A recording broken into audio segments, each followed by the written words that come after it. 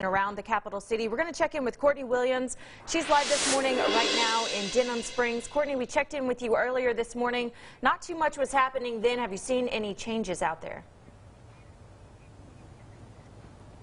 Hey, Carly. Yeah, people have definitely been coming out more to get those sandbags. As we announced earlier, there are 2 sandbag locations here in the Denham Springs area. I'll move to the side so you guys can see that there are several people out getting sandbags. There's a few more cars here now than there was about an hour ago. And those sandbag locations, this one that I'm at right now is right across from the old City Hall. It's on 930 Government Drive. The second sandbag location is on Railroad Avenue behind James's Drugstore. So there's still plenty of sand to come out and get. I actually got a chance to talk with a few residents out here.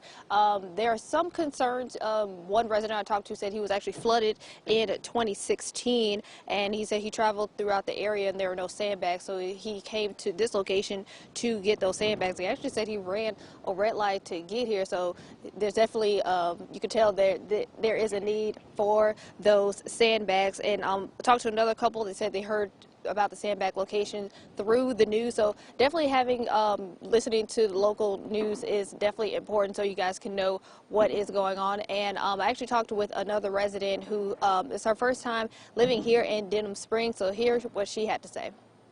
I'm very nervous. This is my first time actually experiencing a flood of this magnitude that we're supposed to be receiving.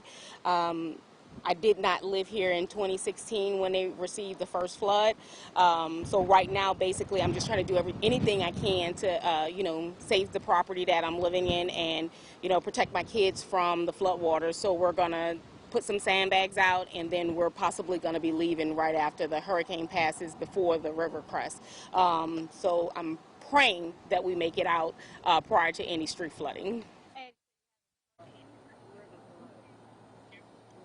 And again, those sandbag locations are at 930 Government Drive right here across from City Hall and at Railroad Avenue behind James's Drugstore. And again, want to remind those who possibly have to leave their homes, there is an active shelter here in Denham Springs that is at South Walker Baptist Church. That's located at 13719 Hammock Road. So definitely, if you have to leave your home, there is an active shelter here in the Denham Springs area, and there's still time to come out and get those sandbags.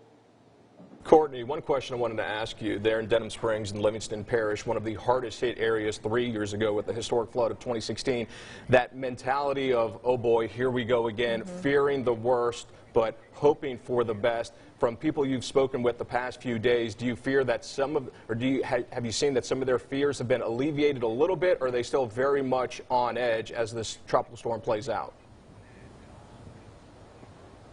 Yeah, well, the one guy I actually talked to who said he was flooded back in 2016, he said there's still that fear there. Of course, we never know what's going to happen when it comes to Mother Nature, but he said he can never gets too prepared. Of course, we are all hoping for the best, but you always, just have to prepare for the worst.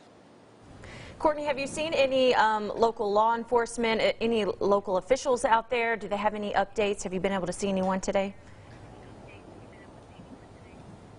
Well, I'm right here across from the fire station. Definitely the fire officials have been out. I did talk with EOC officials. They had a briefing earlier this morning. We'll have to check back to get an update, but they said so far they haven't received a whole lot of calls coming in just about concerns with, flooding and anything like that.